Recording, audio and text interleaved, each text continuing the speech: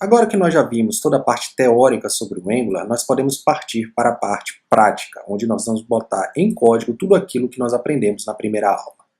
Caso você queira ter mais informações sobre o Angular, por exemplo, ler a documentação oficial, tirar alguma dúvida, nós sugerimos o site oficial deles, que é o angular.io.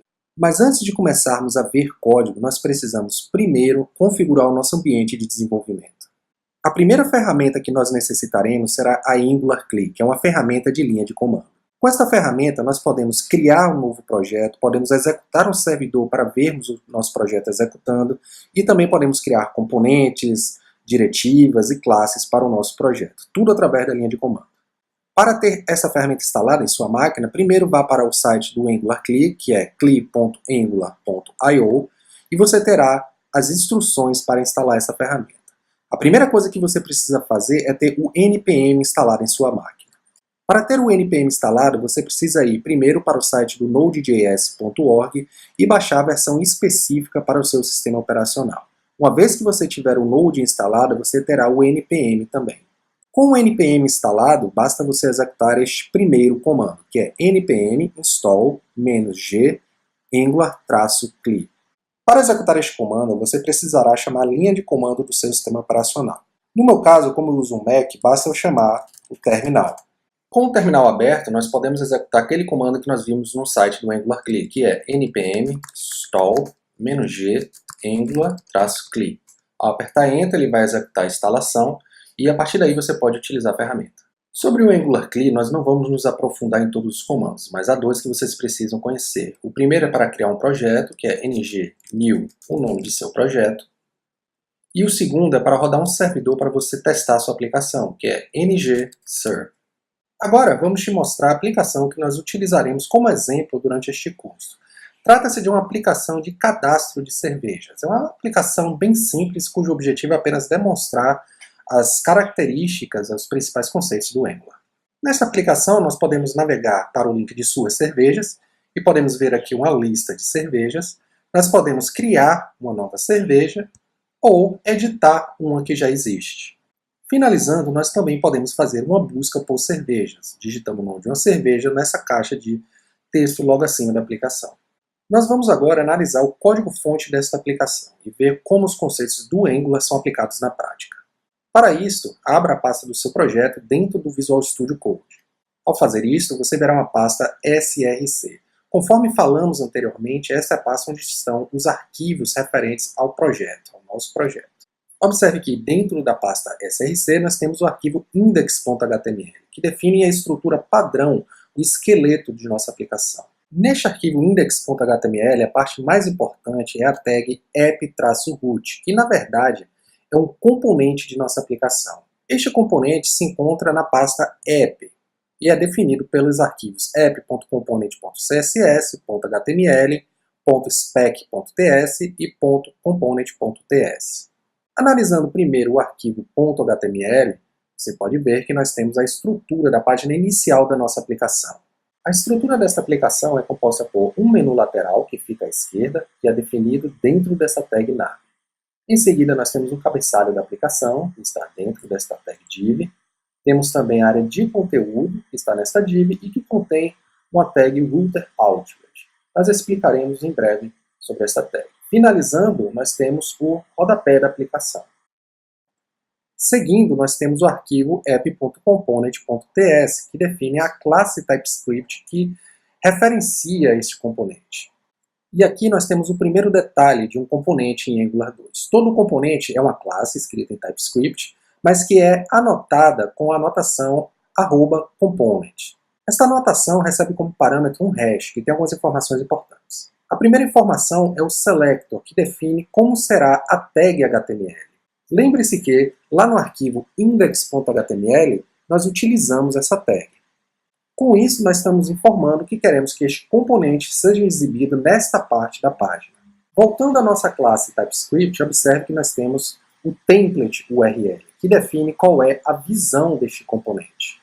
Finalizando, nós temos o atributo StyleURLs, que define qual é o arquivo que contém os estilos que são aplicados apenas a este componente. Neste caso, está no arquivo app.component.css. No nosso caso ele está vazio, porque nós não precisamos de estilos próprios. Nesta aplicação, nós criamos ainda mais dois componentes, que estão nas pastas listar cervejas e editar cerveja. Observe que cada componente deste contém os mesmos arquivos que nós vimos aqui embaixo, no app component. Ou seja, a ideia é a mesma, todo componente segue essa mesma estrutura, como você pode ver aqui também no componente para editar cerveja. Voltando para a nossa aplicação, observe que o componente para listar cervejas é este aqui, que exibe a lista de cervejas, enquanto o componente para editar cervejas é esta tela de cá. Analisando o arquivo HTML do componente de listagem de cervejas, você pode ver que nós temos aqui um botão e a lista de cervejas dentro de uma table. Dentro dessa tabela, nós estamos usando nossa primeira diretiva, que é a diretiva ng_for. Conforme nós explicamos, essa é uma diretiva estrutural. Para cada cerveja que nós temos dentro de uma variável que está em nosso componente, que contém uma lista de cervejas, nós vamos criar essa estrutura HTML aqui, exibindo o nome da cerveja, o IBU e a cor. Mostrando agora a nossa classe TypeScript que representa este componente, você pode ver que nós temos aqui o atributo cervejas, que é exibido na tela. Essa classe também tem um construtor que recebe dois parâmetros, e um desses parâmetros é o cerveja service. Este é um serviço que nós vamos utilizar apenas para obter informações sobre cervejas. Nós vamos simular uma ida a uma API ou a um serviço RESTful, por exemplo, qualquer. Observe que nós utilizamos este serviço dentro do método ng_onInit, onde nós obtemos uma lista de cervejas e colocamos dentro do atributo cervejas. O método ng_onInit vem da interface onInit. Este método é chamado toda vez que o nosso componente conclui a sua inicialização.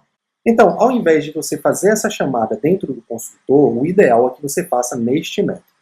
Entretanto, para utilizarmos este serviço dentro de nossa classe, nós precisamos informá-lo ao Angular. E nós fazemos isto através desse atributo providers, que está dentro do hash que nós passamos como parâmetro para a notação component. Dentro deste atributo, nós passamos todos os serviços que nós queremos ter acesso dentro da nossa classe. Finalizando a análise desta classe, nós temos ainda mais dois métodos. Temos o método editar cerveja, que recebe como parâmetro uma cerveja e navega para a tela de edição de cervejas, passando como parâmetro para essa tela o ID da cerveja, e um método novo, que navega para a mesma tela de edição, mas para criar uma nova cerveja. Estes dois métodos são chamados a partir do HTML que representa este componente. O método novo é chamado a partir do clique do botão novo, que fica logo acima da tabela. Enquanto o método editar cerveja é chamado a partir do nome da cerveja, que está dentro da tabela. Note como o evento de clique deste botão é escrito diferente da forma como estávamos acostumados no JavaScript. Essa é a forma que temos no Angular para fazer o bind de um evento, de um elemento HTML para um método dentro de nossa classe do componente. Por último, temos aqui embaixo a lista de cervejas, que nós exibimos através do ng_for. Observe que nesse ng_for nós criamos uma variável cerveja, e logo abaixo nós referenciamos ela para exibir as informações da cerveja. Esta forma, com duplas chaves, é a maneira que nós temos de exibir informações de variáveis dentro de um template do Angular. Pode ser uma variável que está dentro do componente ou uma variável desta forma aqui, como nós criamos dentro de um ng_for. Agora, analisando o arquivo HTML do componente de edição de cerveja, nós podemos ver que nós temos um formulário e vários campos de entrada de dados. Em cada campo, nós estamos usando uma diretiva de atributo, que é a ng_model, ou seja, nós estamos fazendo um data bind de uma variável que está em nosso componente, porque nós queremos exibir essas informações dentro destes campos. Na classe TypeScript, que representa este componente, nós temos aqui aquele atributo cerveja, que é exibido na tela. Observe que nós temos que anotar este atributo com a anotação @input, para que ele possa ser usado no ng_model. Essa classe segue a mesma estrutura do componente de listagem de cervejas. Observe que nós temos o método ng_onInit, só que nele nós fazemos um trabalho um pouquinho diferente, pois nós precisamos obter o ID e obter essa cerveja para exibir na tela. Finalizando, nós temos um método salvar, que navega de volta para a tela de listagem de cervejas. Observe que este método é chamado a partir do evento submit do formulário. E neste HTML nós temos também o uso de outra diretiva estrutural, que é a ng_if. Ela informa que este botão só será exibido se o atributo novo, que está lá no nosso componente, for verdadeiro. Na nossa aplicação, observe que nós podemos navegar entre os componentes. Podemos ir para o componente de listagem, para o componente de edição. Nós fazemos isso através de rotas. As rotas estão definidas no arquivo app.module.ts. Neste arquivo nós temos uma constante, app_routes, do tipo routes, e definimos nele duas rotas. A primeira rota nos leva ao componente de listagem de cervejas, e ela está definida no endereço /cervejas. A segunda rota nos leva ao componente de adição de cerveja, e está definida no endereço /cervejas /ID. /ID é um parâmetro, poderia ser qualquer outra informação aqui.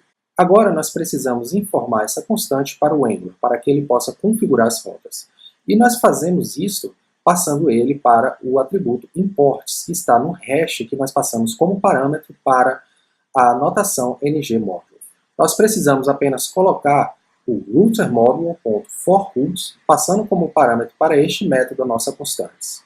Para finalizar a configuração das rotas, nós precisamos informar apenas onde os componentes serão exibidos na tela. Lembre-se que, quando nós configuramos as rotas, cada rota estava associada a um componente, ou seja, quando o usuário navega para esta rota, um determinado componente será exibido. Por isso, nós precisamos, em algum arquivo HTML, informar onde ele será exibido. Neste caso, nós vamos editar o arquivo app.component.html e colocar mais uma tag nele, que é router_outlet. Com isso, nós estamos informando que, quando for feita uma navegação para uma determinada rota, aquele componente associado àquela rota será exibido neste espaço da tela. Agora que nós já temos as rotas configuradas, nós podemos utilizá-las em nosso código. E nós já fizemos isso no nosso componente de listagem de cervejas.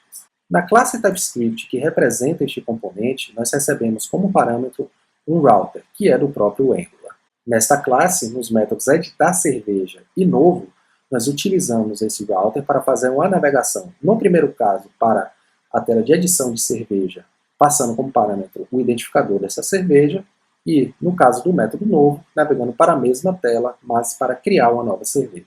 Mas esta não é a única forma que temos para utilizar as rotas que criamos. Também podemos utilizá-las em arquivos HTML. Lembre-se que em nossa aplicação nós temos um menu lateral, que fica à esquerda. Através deste menu, nós podemos navegar para a tela de listagem de cervejas. Este menu está definido no arquivo app.component.html.